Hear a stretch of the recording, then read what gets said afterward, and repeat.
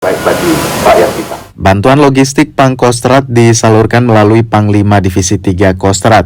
Ratusan dos ini berupa mie siap saji, pakaian, obat-obatan, dan perlengkapan bayi.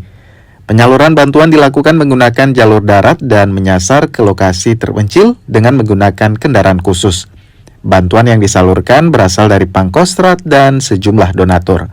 Kali ini memang ada yang istimewa, seperti yang saya sampaikan tadi, bahwa rupanya ada beberapa personil kita yang terdampak kampung halamannya, sehingga kita akan menuju ke personil Kostrat yang kampung halamannya itu terdampak dari bencana ini. Inilah bentuk kesetiaan kami khususnya kepada prajurit kami, rekan kami, senasib seperjuangan di TNI ini. Di samping itu juga masyarakat yang terkena bencana.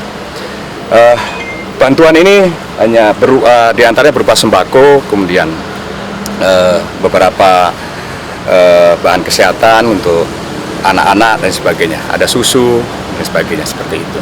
Dan ini dikumpulkan dari para dermawan yang mempercayakan bantuan ini kepada Kostrat untuk menyalurkan. Di samping itu juga dari personil Kostrat yang sangat peduli kepada rekan seperjuangannya dan masyarakat yang terdampak.